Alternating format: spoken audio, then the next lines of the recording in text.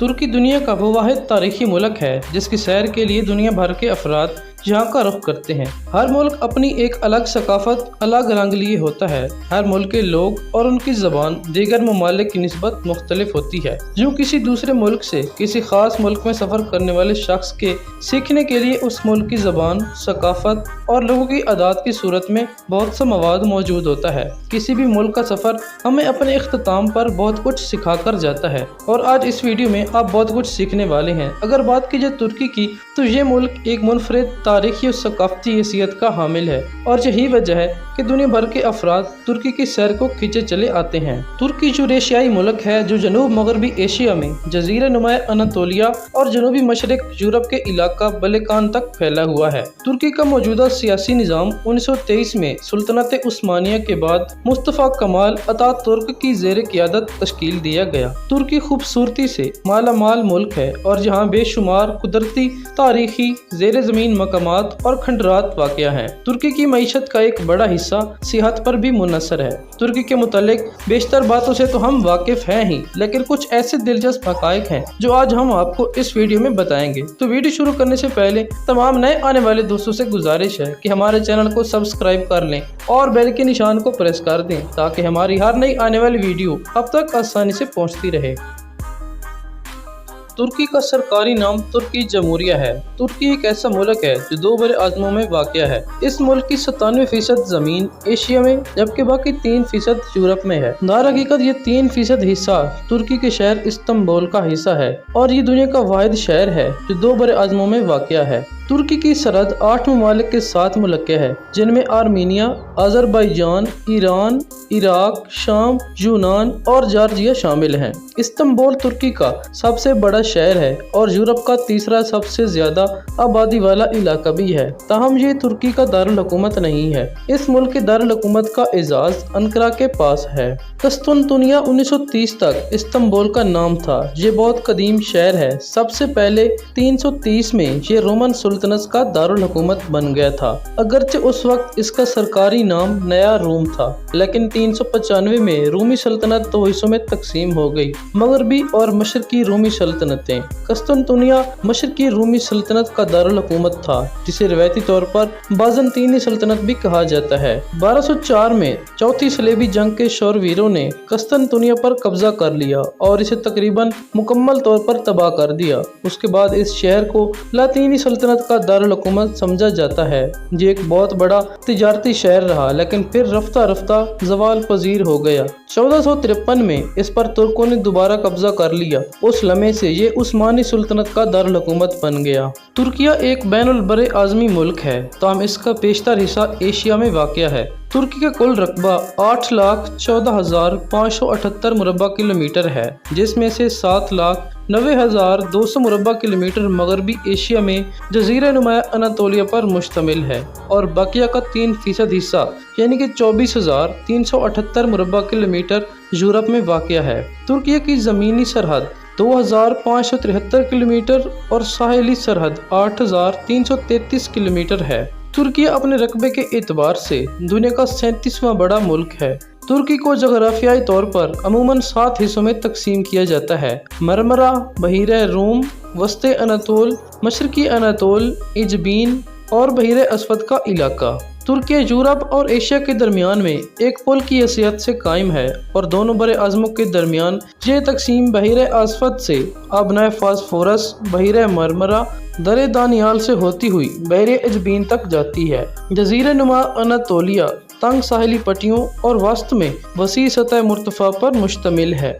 मशरक में पहाड़ी सिलसिला मजीद बुलंद है जो दरियाए फुरात और दजला जैसे अहम दरियाओं का मंबा है। इसके अलावा तुर्की की सबसे बड़ी झील वान और सबसे बुलंद पहाड़ को इरा रात है और इसकी बुलंदी 5,137 मीटर है। तुर्की का मौसम बहीरा रूम के रिवायती मौसम जैसा है, जहाँ गर्म खुश्क मौसम गर्मा और सर्द और नम मौसम सरमा होता है। तुर्की के मशरकी पहाड़ी इलाकों में मौसम सरमा में दर्जा हरारत -30 से -40 दर्जा सेंटीग्रेड तक पहुंच जाता है। मगरिब में मौसम सरमा का दर्जा हरारत औसत 1 दर्जा सेंटीग्रेड रहता है। मौसम गर्मा गर्म और खुश्क रहता है, जबकि दर्जा हरारत 30 दर्जा सेंटीग्रेड से ऊपर ही रहता है और सालाना बारिशों का तनासब 400 मिलीमीटर तक होता है।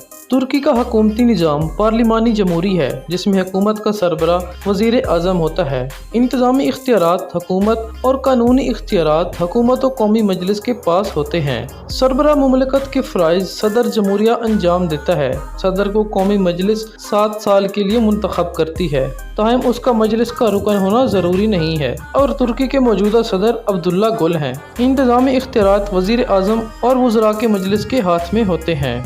वज़ीर आज़म का इंतखाब मजलिस में अरकान के इजहार इत्माद की राय पर होता है और अमूमन इंतखाबात में जीतने वाली जमात का सरबराह होता है। मौजूदा वज़ीर आज़म रजब तैयब एर्दोआन हैं, जो मुसलसल दूसरी बार वज़ीर आज़म बने हैं। उनकी जमात ने 2002 और 2007 के आम इंतखाबात में भी कामयाबी हासिल की थी। तुर्की की आबादी इस वक्त 79 करोड़ 8,14,871 अफराद पर मुश्तमिल है। तुर्क महकमा शुमारियात ने इस बात का ऐलान किया, जिसकी रूह से एक साल के दौरान तुर्की की आबादी में 10,73,818 अफराद का इजाफा हुआ है। तुर्की की मजमूई आबादी में मर्दों का तनासब 50.2% और ख़वातीन का तनासब 49.8% है। अलावा अज़ीम शहरों और कस्बों में रिहायशों के बारे में हुकाम का कहना है कि मुल्क की आबादी का 92% हिस्सा शहरों और 7.7% हिस्सा देहातों में मुकीम है। तुर्की के अनातोलिया खित्ता की तारीख बहुत कदीम है। यहाँ पत्थर के ज़माने से इंसान मौजूद हैं। तुर्की में कबल अज़ तारीख के ज़माने के आसार भी मिलते हैं। बहरे अस्वद की तह में इंसानी आबादी के आसार मिले हैं, जिनसे ये मालूम होता है कि किसी ज़माने में ये इलाके पानी से बाहर थे और फिर किसी जोग्राफियाई हादसे के नतीजे में बहरे अस्वद की सतह बुलंद हुई और ये इलाके ज़ेरे आब आ गए।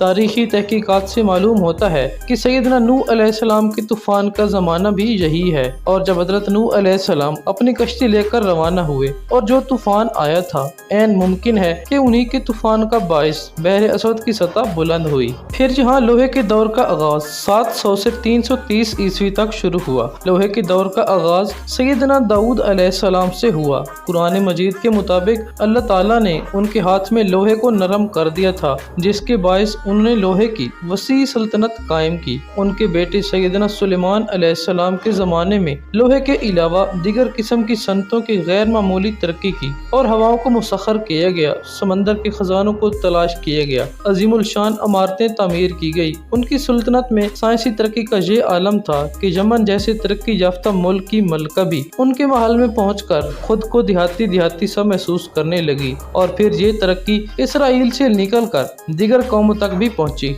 17 अगस्त 1999 में 7.5 की शिद्दत के ज़लज़ले ने तुर्की को वसी पैमाने का जानी नुकसान पहुंचाया तो पाकिस्तान वो वाहिद मुल्क था जिसके वज़ीर आज़म सबसे पहले इमदादी सामान लेकर तुर्की पहुंचे।